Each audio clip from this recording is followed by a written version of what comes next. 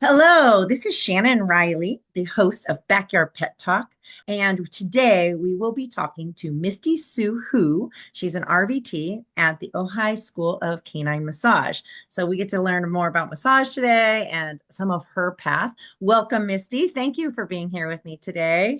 Thank you, Shannon. I'm happy to talk about canine massage with everyone today and just spread the awareness of the benefits. I'm very excited. So that people kind of understand like how you got here and how did you decide to get into canine massage? Like, what was your path? Obviously, you're an RVT, so you're a registered veterinary technician. That might be a piece of your story, but tell us about how you kind of got started in the massage.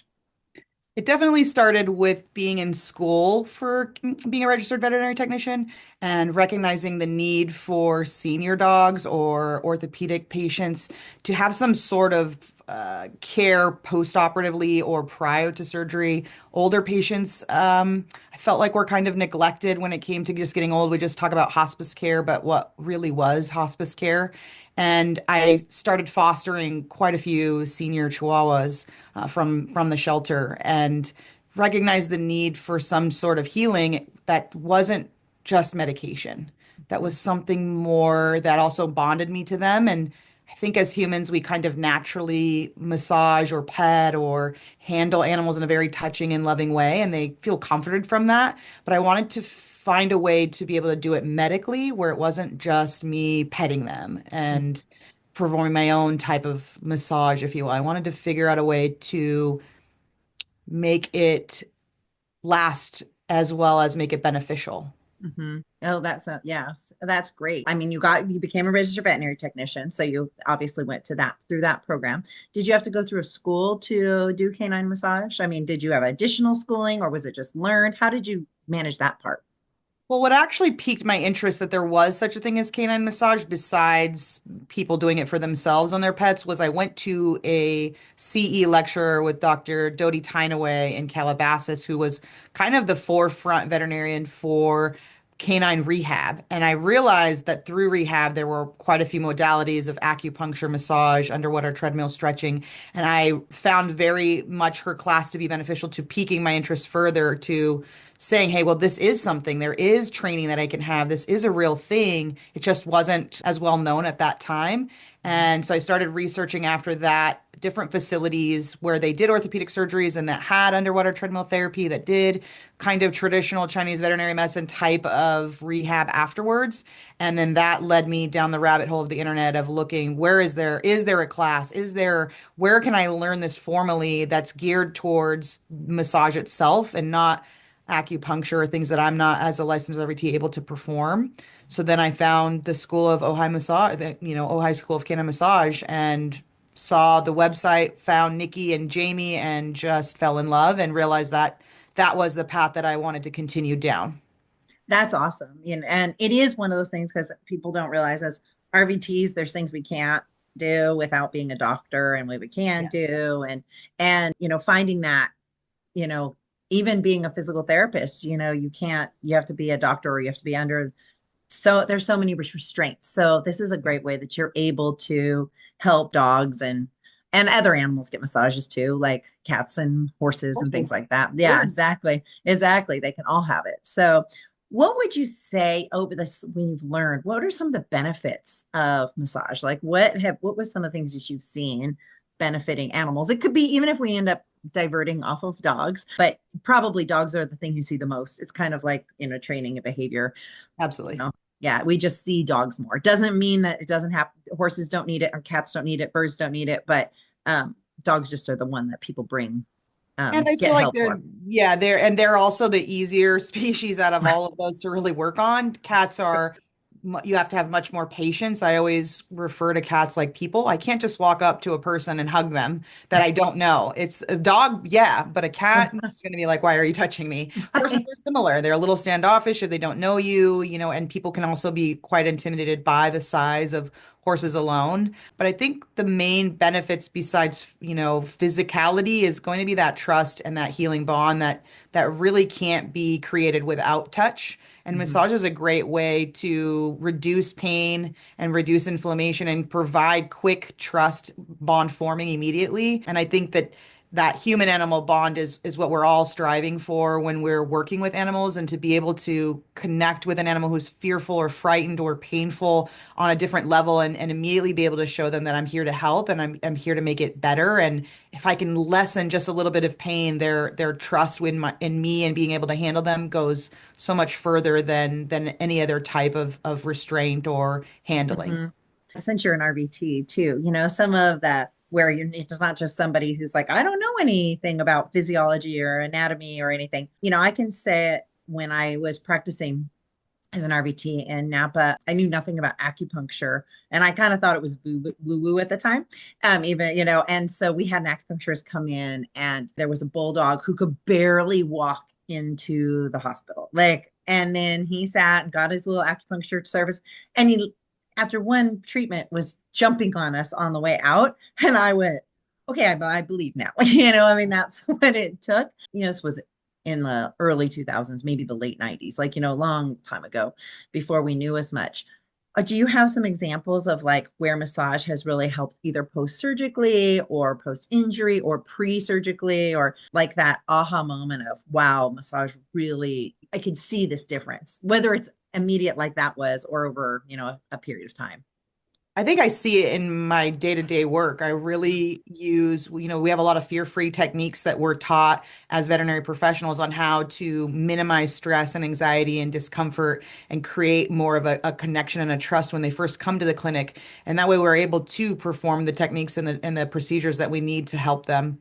And I use massage very, very heavily to immediately mitigate some pain and discomfort. My favorite places are along the top of the head, the neck, and the shoulders, because just like people, they carry a ton of weight and a ton of pain and discomfort in those front limbs. And just that light massage, that working out and moving the muscle in the skin and breaking down little pieces of adhesion, or just removing energy and moving the blood flow around, the animal starts to lean into you, push into you, look to you for guidance and directions. They really start to look at, other people come up and try to pet them, and they're like, whoa, a little leery. But if I move forward then to try to restrain or hold them, they're a lot less scared.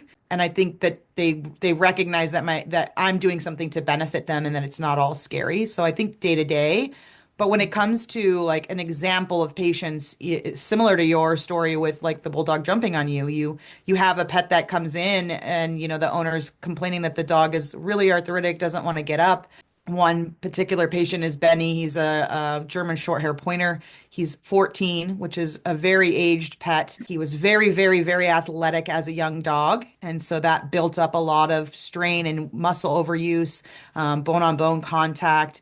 And the owners were hesitant because every time they've tried massage, it hurt him. And I don't think we realize how deft of a touch in the beginning we really need to have with some of our senior debilitated animals. And after one 30-minute massage, I was able to get him to be easier to get up and down off the ground with just even minimal massage techniques, mostly just stretching and moving the skin.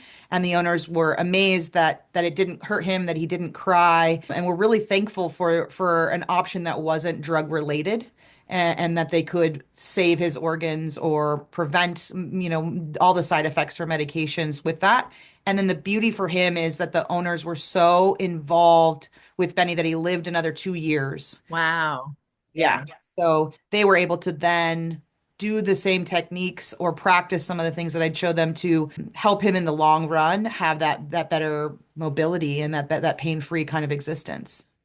I mean, it's just such a great thing. And even if you have to layer it, because sometimes even with medications, you can only get So so far. far, like your NSAIDs or whatever, your pain meds, or even your supplements, like they only can do so much. And so great thing about with massage is you're not adding another chemical, but you're, well, maybe internal chemicals like Yeah. endorphins and things, but not, Yes. Yes. like a substance Yeah. that they have to break down and their organs have to actually process. So it's just a great, layers. I mean, with all the behavior work I do, there's lots of layers. I mean, there's a lot of homeopathic stuff that we do that isn't going to hurt but could help, but we might need to use medication, but we can use them all together. So that's really Yes. great. This is a great question because, people might want to learn, but do people come to you or do you go to different hospitals? How does that kind of work as a massage therapist for dogs? Do people come to the massage school, or do you go to them? Do you go to different veterinary hospitals? How does that kind of work? Yeah, that's a great question. And I think that really depends on what background you have, as well as what the client and the patient are amenable to. I started out doing with my clients through word of mouth through the veterinary hospital. So I was very lucky to get my clientele through my already existing in a veterinary hospital. And so the majority of them would come when I first started to the veterinary practice, and I had a quiet room set up specifically for that. Or they would come in for their rechecks for orthopedic rehab or after a surgery, and then that's when we would practice massage. I used to go to clinic teaching other veterinarians mainly on the benefits of massage and to broaden their horizons with the capabilities that we can do as the veterinarian, the technician, the assistant, and the client to overall better their mobilities and decrease that pain that we're all striving to do. Now I go to people's homes. Okay. It's a lot easier for the pet for me to come to somewhere that's more quiet, comfortable, something that's normal for them. Some animals get super stressed when they think they have to go to the veterinary office, even if it's just for a treat and a wait, or it is something as good as massage. Their nerves are and their anxiety for all the things that has happened prior that can be physically and mentally traumatic kind of inhibit them from really being comfortable in a veterinary setting. So most of it's at home. Some horses because I'm practicing now to do more massage on horses, is definitely at ranches or at their facilities. Yeah. Um, Horses are a lot harder to transport, oh, than yes. to go to a Oh, hospital to get a massage. And there's so much more involved in transporting a horse than there is a dog or a cat. exactly, Yeah. exactly. Well, that's amazing. Now, you said that you also sometimes teach, the clients, which actually makes sense because you can't, probably I'm guessing this, but you can correct me if I'm wrong, that, daily massage is better than like, once a month, or I mean, and once a week's better than once a month, especially for some of these dogs, like you were saying, these older dogs who need just gentle massage. So teaching the owner sometimes is probably beneficial for the dog. I mean, and you might still be able to come. Are there things that people can do to help their own dogs in between appointments with you, or that people can help with? Yeah, that's a great question. There is a ton that owners can do at home. Mhm. The amount of massage and the duration of massage really depends on the patient and what we're trying to achieve. So, an orthopedic patient is going to probably benefit from a massage every 3 to 5 days, maybe once a week, where senior dogs actually want to not do too much deep, heavy massage, at least once a week, nothing more. But there are techniques at home that owners can do. Linda Tellington does a T-touch, and it's a modality that we teach at the Ojai School, Canine School of Massage.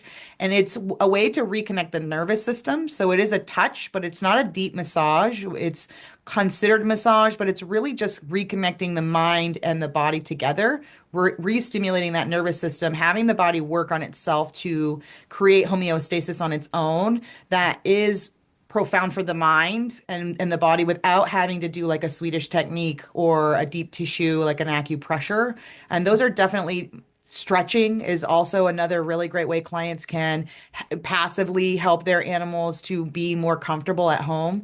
I don't teach too much really deep stuff because most owners are actually really afraid to hurt their pets. So Right. they would much rather me come out and do that deeper work And for you them. hurt them instead. Yes, I hurt them Not that instead. So not that you really are hurting it, yeah, but no, yeah. but they do that, that brings up a good point that just like when we get a really good deep tissue massage, we are sore or feeling achy the next day, and that Mhm. very much can help with happen with animals, but they can't really tell us that it hurts without they show us through their physicality. They're harder to get up or down. They might limp the next day. They might be lethargic and not really want to play with the ball or toy that they normally would be. But most of that passes with lots of water, lots of rest, and a lot of that T-touch at home and stretching so that they don't clamp up, they don't get more sore, and they just have to work through it just like we do until we can get to a place where we're not having to do as deep of work. We're just trying to keep that balance. Hmm. That's interesting. I only know a little bit about a massage and T-touch stuff, but I never really realized. So there are like a Swedish technique and a deep tissue technique and things like that, just like with human massage then.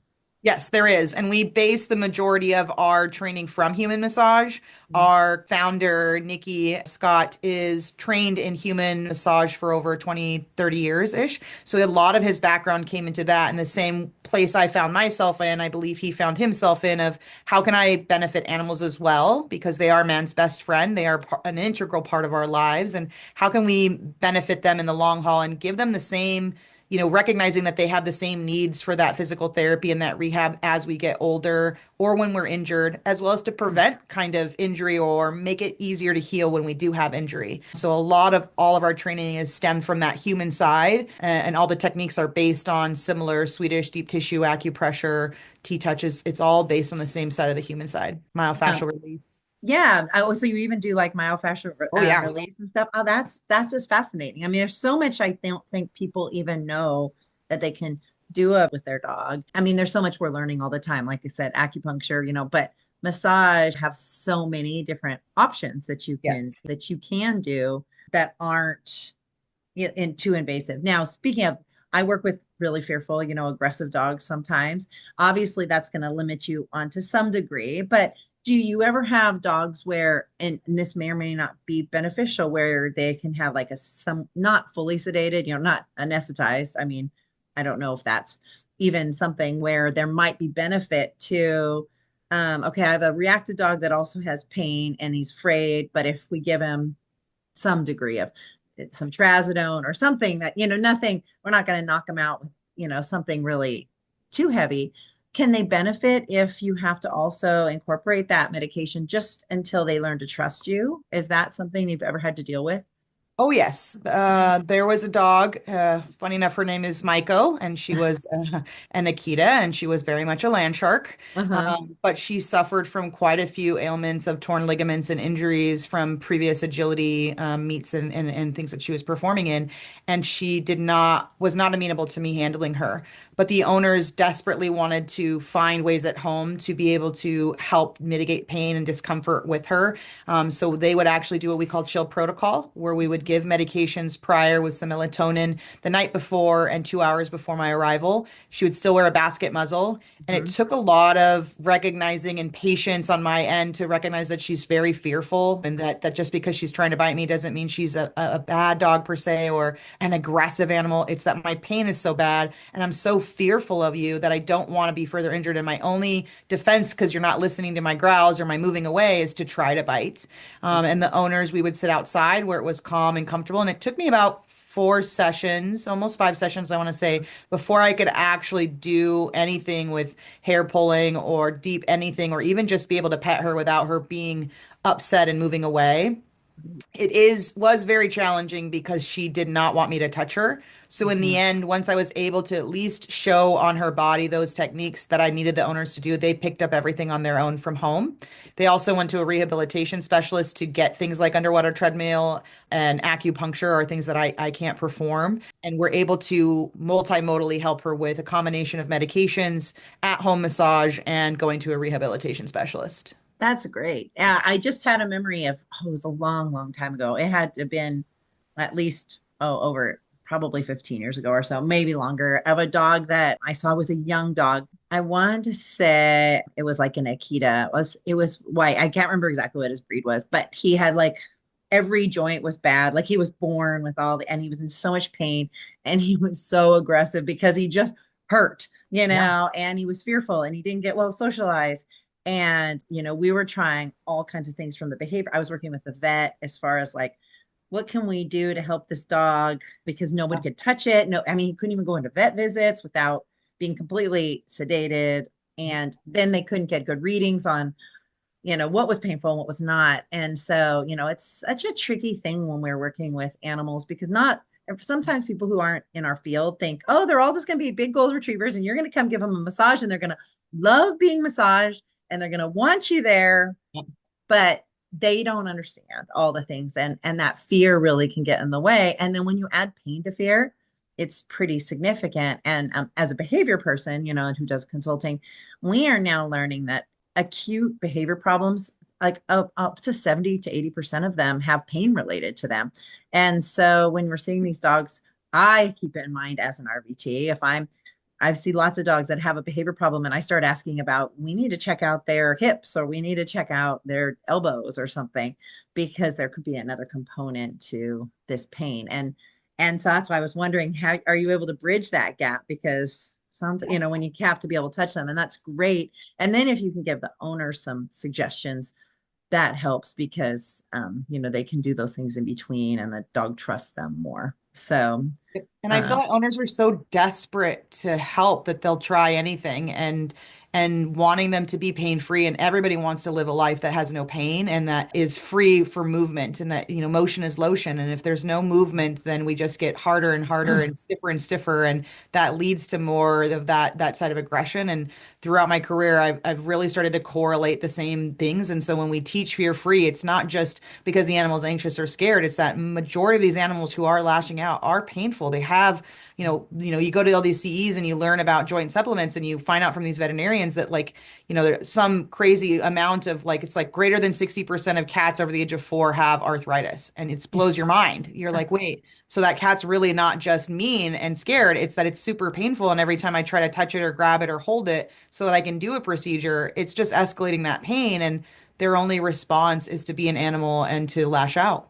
exactly. I mean, I always tell people, dogs have the one weapon, that's their main weapon, but cats got five. So, Yeah. they got their claws. And as we start hopefully educating people more about dogs, because I hear people sometimes say, why do you work with those dogs? I'm like, because they're fearful. It's not that they're mean or bad. I mean, their behavior is unwanted, their behavior is not desirable, but we have to get into what's going on inside to know what's going on. And that includes, pain. And I think I'm hoping that people, like, not just pet owners here listen to this, but even veterinarians or registered veterinary technicians or anybody in a vet's world listens, because I find that I even struggle. Sometimes I'll send a client back to a vet and say, I think that this dog might be painful. And maybe and I suggest maybe they get some x-rays or something. And the vet will be like, well, we did an exam and the dog's fine. And I'm like, yeah, Are but the dog's they? also going to be pretty Are stoic. they?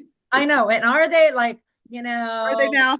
are they, or are they just putting on the brave face of, I'm not going to show you that, yeah, when you rotate out my hip or my, elbow, that it really hurts, but I'm just going to be like, it's fine. And as somebody who really sometimes I had to learn that you can't lie to doctor. Like when you go in and your knee really hurts, you don't say, oh, it's okay, because then they Yeah. won't do anything. But, you have to actually be honest. And our dogs don't know, or their animals don't know that they need to be honest. They're just like, I don't Scared. want to show this person that I'm hurting, because then I'm weak and I'm vulnerable. Yep. So, Yeah, and that's a natural good instinct that I think people forget, especially in our field or just with owners, is that just because they're eating and wagging their tail doesn't mean that there's not more going on or that there's not pain. It's that they're so good at living right in that moment, and that's part of why they're so wonderful in our lives to remind us to do that ourselves. But we forget that they are good at masking pain, and yeah. that's for owners and clients as well to remember that, even if they're not showing it to you, it doesn't mean it's not there, and it doesn't mean that we can't do something about it, or that when we know that it's there, to learn the signs of when it's there so that we can treat it appropriately. And there's just so many things we can do. And there's probably even more that we don't even know yet that we can do to help these animals. So if somebody was asking you, do you have any tips that you would give people, whether it's tips on,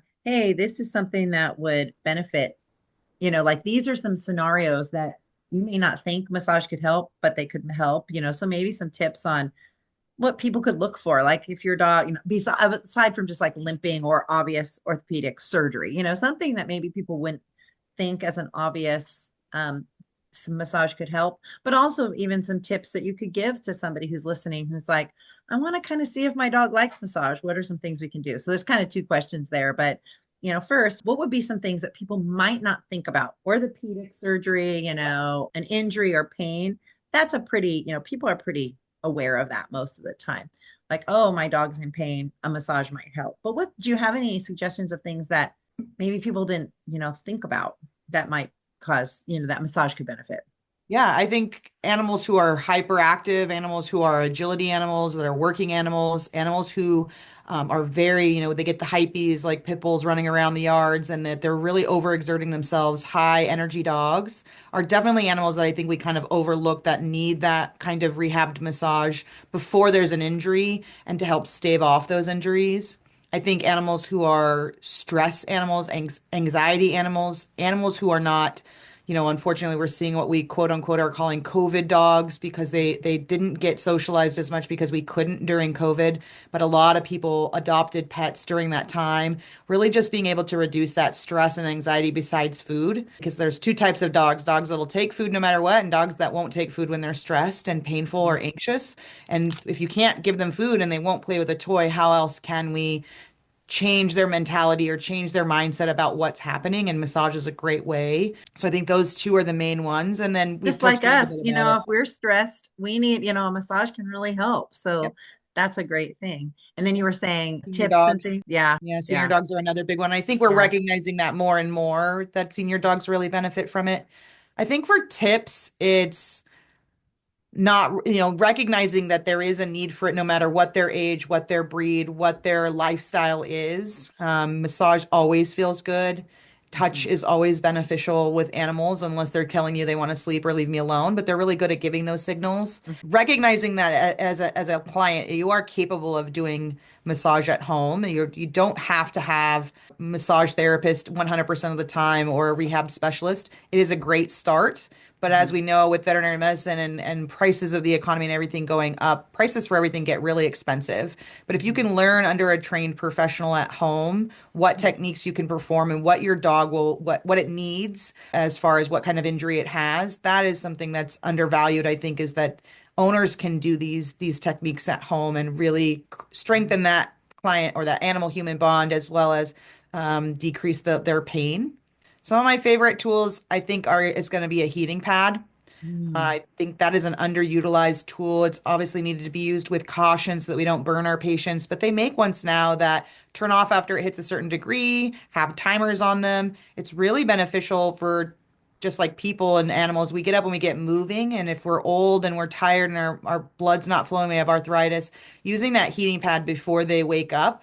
I set it for an hour before they wake up to turn on so that that gets the blood flowing, that gets the joints warm, that will stave off injury as well as help them to feel more comfortable when they are getting up and down. Yeah, I think that is definitely an That's a underutilized really, technique. yeah. During COVID, my lab, who was my agility partner, he'll be 15 in 4 days. He'll be 15. Awesome. He jumped up on the bed during COVID and missed and had a acute back injury. And thank God I was an RVT so I could do things because I couldn't get him in for 3 weeks. And I have a friend who is a physical therapist. So she came over and we did, things. But one of the things I did with him is I sat on the floor with him and we put a heating pad on the injury and I did massage, I mean, I wasn't doing anything formal, but we even tried like essential oils because it was COVID. I didn't have any kind of dog NSAID, so I was giving him some of my gabapentin. Like I was just like Anything to help. anything to help him until I could get proper medication for him. And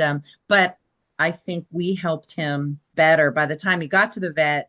Obviously, he was still in pain, but we had kind of put a heating pad system together, a massage system together, and that was 3 years ago. And he's still, I mean, he definitely, it was a life changing. It's like us, you are injured your back seriously, and it wasn't needing surgery, but it wasn't going to be, ever cured. But he still gets around. He went, does to finally, I think about a year ago, he was having trouble jumping on the bed. So I had to start putting in the rule of I'm Weight not bearing. lifting you on the bed anymore. So, and then when he couldn't get on his own, he stopped. But that was just a train. That was more of a, but I want to be on the bed. And, but helping these senior dogs however we can to make them live happily, you're not just, in a miserable Quality. state.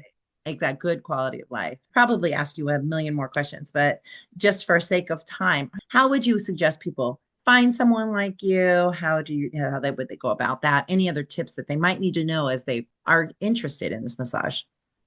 So if they're interested in learning about canine massage, I think figuring out which state you're in, what the legalities are. In the state of California, we're lucky that there are no rules. There is no legislature that states that we can't perform massage.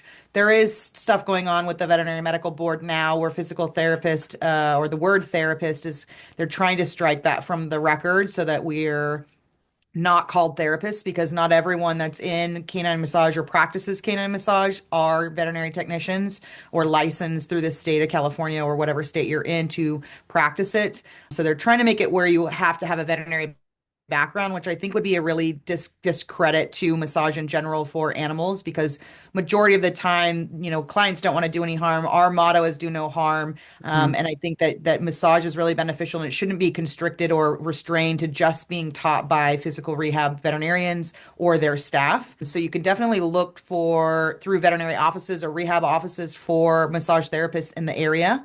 Each school that you can find online will have generally a list of who's active in the area. There are good websites or Facebook groups. Our Ojai School of Massage has our own, so they can always reach out there and we can see because we get students from all over the U.S. and all over the world. Actually, I've had students from Japan. I've had students from New Zealand. So there are students coming from other countries to learn massage and coming to our school for that. That being said, I think the biggest way to probably find someone is through your veterinarian or Mhm. through word of mouth, and that's generally how I practice now is word of mouth because Mhm. of most of my clients that are at my clinic already know what I do and already have my foot in the door with them. But then they go and tell their cousin and they go and tell their friend and their friend tells their friend. So then I get calls that way. And I think finding to know whether they're legit or not, you're going to know right away. It's kind of like when you take your car to a mechanic and they tell you a million things are wrong with your car and they want a million, kabillion, jillion dollars, and then your car still runs horribly. But also, I think the connection is there. I'm sure you've experienced this as a trainer that some people just you don't work well together, or there's issues that arise that maybe it's something that you're not comfortable working with. You're going to find the same thing that there might be, and then that massage therapist should be able to give you another massage therapist. Mhm. There are not a lot of us. That's what I was my that was going to be my next thing. There really isn't. So, that's why the rehab part of it is so important as well, because they do more than just massage. And we teach more than just massage. We teach stretching and we teach a little bit of rehab techniques. We can't really say that we're rehabilitation doctors or technicians, but part of massage is rehabilitating the body. So but they are also a good resource to finding other massage therapists. That's awesome. Like I said, I could just ask you more and more things, but I think, I want people to know of all the options that are out and available for people and that they don't have to let their animals, suffer. And I mean, I'm always trying new supplements and new things that come about for behavior, even, because that's what I work so much with. And there's some that are going to work and some that aren't. There's some techniques that are going to work for one and the other. And I just want people to know that there's more out there and that you can help behavior problems, you can help physical, problems. And, even like you were saying, those really hyper dogs, sometimes those really hyper dogs just don't know how to settle.